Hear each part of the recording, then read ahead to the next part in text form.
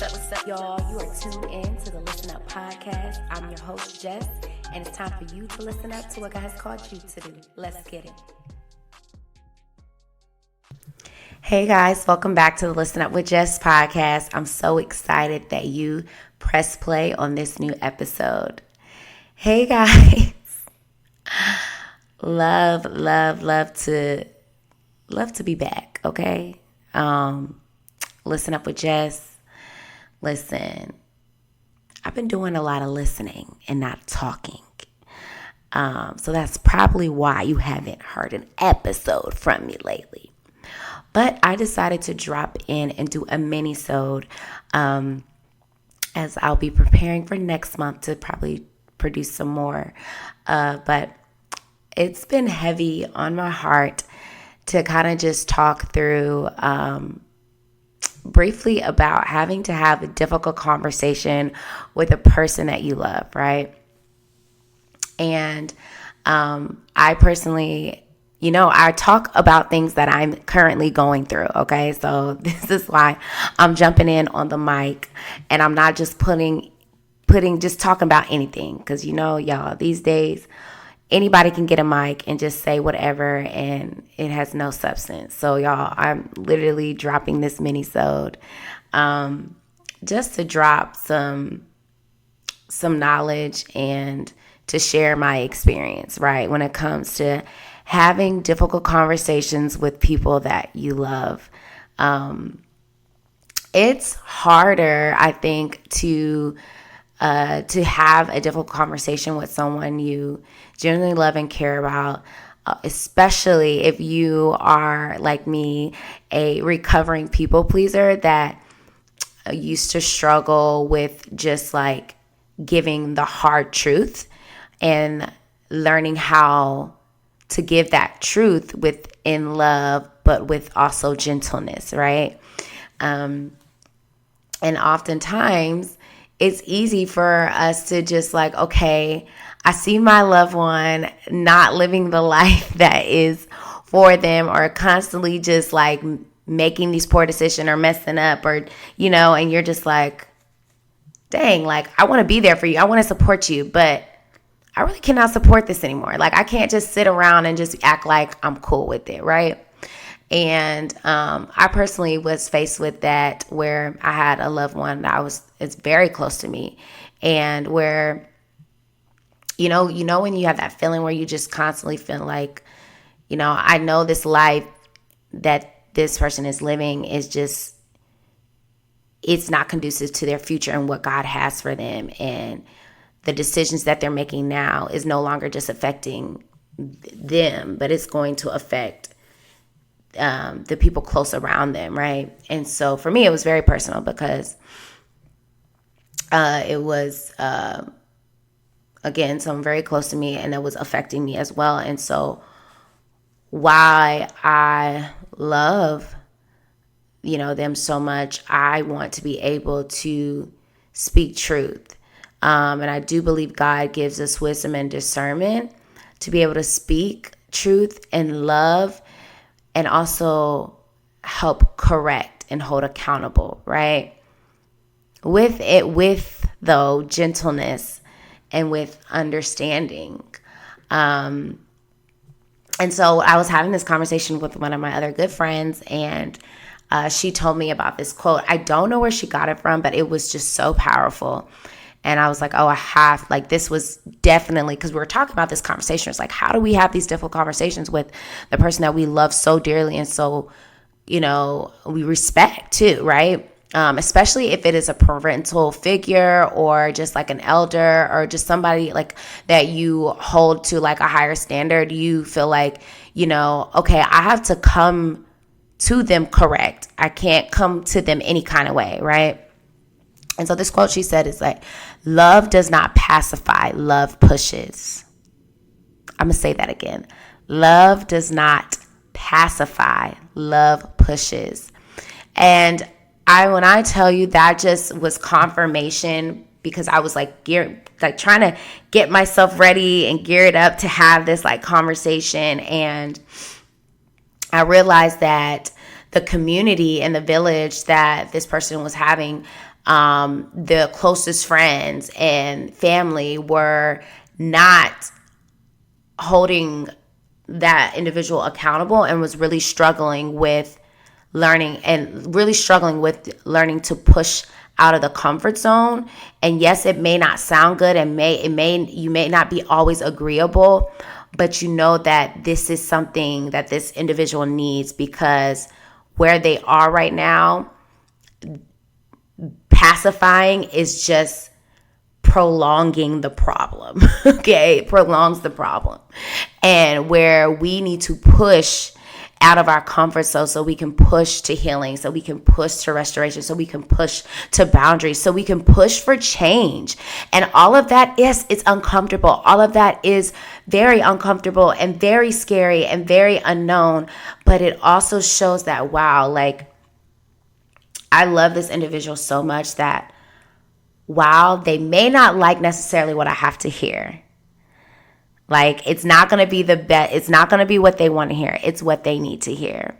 And I think that shows what real love is. Like, when it comes to my closest, like, family and friends, like, I've always said, like, and my friends have told me this. They're like, there's certain things they don't want to tell me because they knew that I would be the friend to tell them what they don't want to hear. And I feel like I'm being a good friend if I'm being real with you and honest with you, and I've mustered up the courage to be like, I'm just going to be honest. Like, that doesn't sound right, or that, I want to challenge you. I'm going to respectfully challenge you on that, because I want you to think deeper. I want you to think harder about this. I want you to think more about yourself and your self-worth. Let me tell you, the quickest thing, like, especially when it comes to my girlfriends and when it comes to these men, like, and from what I've learned and I've experienced, because I'm never telling them to do something that I haven't done or haven't experienced. And I know that we all, our experiences are different and our responses are different and everything. But when it comes to men and women, because I have these conversations with my guy friends too, like, not letting someone take advantage of you for the sake of just, staying faithful in the relationship, or trying to work hard on the relationship, or not wanting to give up on this person when you know deep down this person, it is not healthy for you, that there is actually no future in this relationship, that you are not getting the reciprocity that you deserve within the relationship. You're not getting that respect back. And so you're now you're betraying yourself to help sustain and keep this relationship and this other person up. And so I'm always like first to say, wait, like, just because you love them and you're connected to them and you're committed to them, how much do you love and commit to yourself? Like, and not in a selfish way, but do you truly see that you are being honored and respected in the same spaces that you deserve, while you are committing into something that may not be as healthy?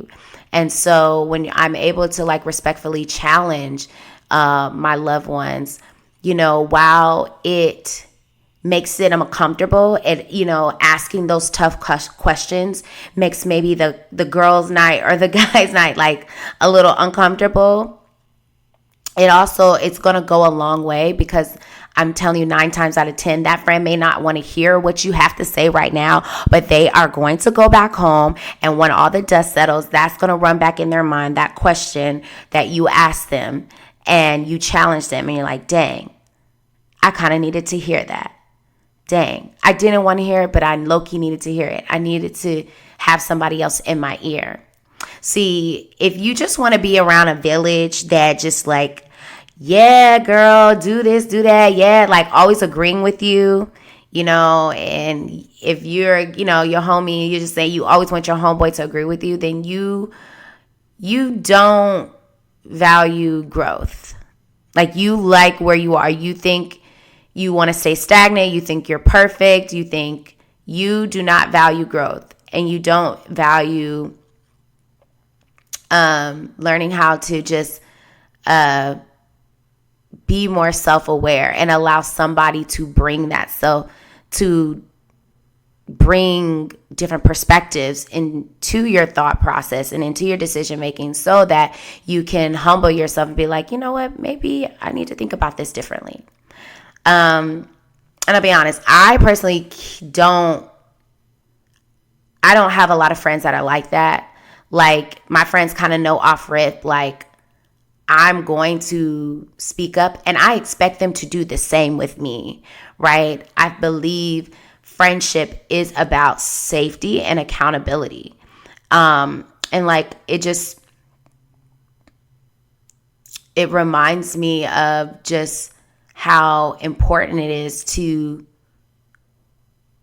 build enough courage to correct and challenge, because love corrects you and it challenges you to think differently, to become a better version of yourself, and to stretch you into uncomfortable situations so that you can grow and learn from your mistakes, right? Nobody's perfect. We don't have all the answers. We don't know everything. And so it is going to take a village. It reminds me of the verse in Proverbs 3:12 where it says, from whom the Lord loved, he correct even as the father corrects the son. And so when I like listen to that verse and I hear that, I'm like, God was not afraid to correct his son. Even in the most loving way, he was adamant about correcting with love and with gentleness. And that shows love. I think we've gotten to a place where if you are just so stuck in comfortability, you are not going to be open to receiving correction. So therefore, you're constantly going to be in defense mode, or you're going to just surround yourself around a bunch of, fools that are going to always agree with you and agree with the foolish behavior, right? And that is not going to grow you. That's not going to challenge you. It's not going to stretch you to become a better person, to be open-minded of perspective and different ideas, and to be able to hold you accountable. You have to have a heart and a mindset that is welcoming, that welcomes accountability. And I understand that accountability takes safety. And so you can't have just anybody pouring into you. And that's why it's so important also to protect your, be protective of who you're sharing your information with and your story and your journey with, right? Not everybody deserves to hear that. And I've talked about that a lot in episodes before, just about when it comes to like vulnerability, right? Like there has to be some level of safety where when it comes to your close village, your friends, that homie, that entrusted mentor, god brother, sister, or loved one, even parent or sister or brother, there has to be a level of safety and trust for accountability to take place, for the person to hold you accountable, and then for you to receive the accountability, right? To be open-minded. But once that happens, that's where I truly have experienced true growth. I've experienced true breakthrough, where you're no longer trying to sugarcoat it, right? But you're being honest. And I realize that it's very difficult to have these conversations, specifically with a parental figure, right? Like I said, or elder, where, when it comes to like your parents, like this is someone you really look up to. This is who you've was entrusted to raise you and help hold you accountable. And now when you have to have these difficult conversations where the roles are reversed, it is uncomfortable, right? And I when I was talking to one of my good friends, we were even just talking about how, like, you're conflicted, right? When it comes to just when you're either, you have a sibling, older sibling, or a parent that is, living a life that is kind of like just shaking things up, and contrary to what your beliefs and what you were raised in and what God has for them. You love them so much. You want them to get freed. You want them to get delivered. You want to encourage them to like redirect in a different path, right? But yet you're scared to speak up because, you hear the verse like that says, honor thy father and thy mother, that thy days may be long upon the land the Lord thy God giveth thee. Like, I remember that verse because we were like forced to know that verse in elementary school, middle school, in my private school, right? And I remember that, and that verse was really taken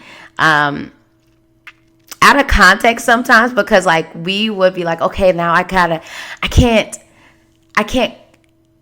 speak up when I know something is wrong, right? Even when it is my parents, even when I know my parents are not probably doing the right thing, or my grandparents or my aunt or uncle, and because we have to honor them, because we have to respect them.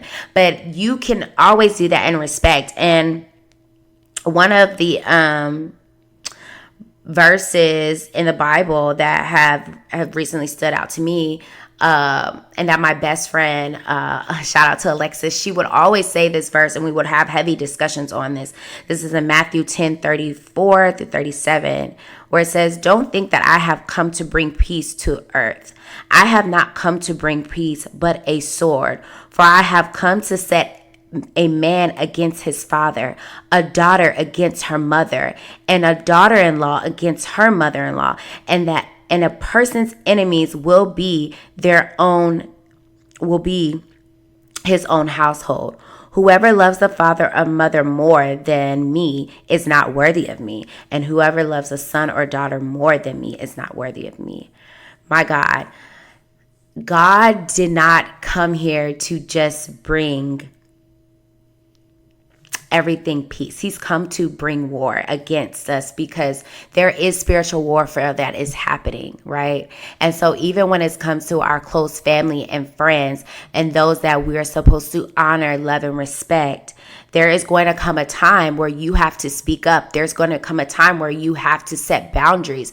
And if that loved one is not receiving of that, and they don't, you've constantly tried to, have respectful conversations and, put up boundaries, there may have become a time where you have to make a decision to love from a distance, right? And I think it's important that we do not fall into the trap of being silent just so that we can make others not feel uncomfortable, right? And especially for the sake of wanting to honor, our elders, our parents.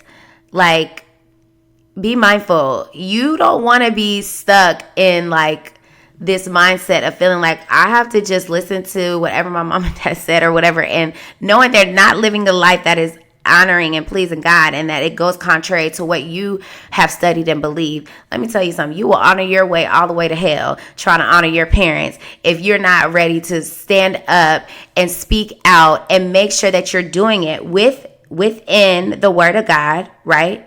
Making sure that you have counseled, making sure that you have prayed, and fasted, and ensure that you're able to speak up. And that is with anyone that you're close with. A lot of us are attached and we stay into toxic situations and relationships because we are scared to speak up, and we're scared to hold our loved ones accountable. And let me tell you something, you are doing that person a disservice by not being able to speak up with authority, and speak up with confidence, and speak up with healthy correction and humility, right? To help redirect them to the right path. And that's not saying that you got all your stuff together, because you don't, I don't either. You know what I mean? But I expect that same energy back. And I've had that energy. I've had where my girls would be like, "Girl, now what are you doing? Just that ain't right." Like, I'm not, you're going the wrong path. And I have to receive that, And sometimes they give me grace and I have to give myself grace. But I'm so thankful that somebody spoke up to challenge me so that I can be in my mind. One person I always think about that, is able to do that without fear is like my sister and my god sister constantly. And I'm thankful to have those sources where they are like not afraid to speak up and be like, just like, I don't think this is healthy for you. Like, I don't think you're going the right path, or I want you to be mindful, or I just want to bring this perspective. And I have to receive it. I don't want them to pacify my bad and poor decisions and my bad behavior. I need somebody to come in and shake up the table. Because let me tell you, some things need to be shaken up to be put back together. I need a little shaking for God to put me back together. And that is okay. Don't pacify, but push with a love, with accountability, with humility, with gentleness, not harshness, but with gentleness, and see that and watch and see how God can stretch you. And when God can stretch you and get you out of your comfort zone and put you into uncomfortable situations, let me tell you something. You learn to get comfortable with God.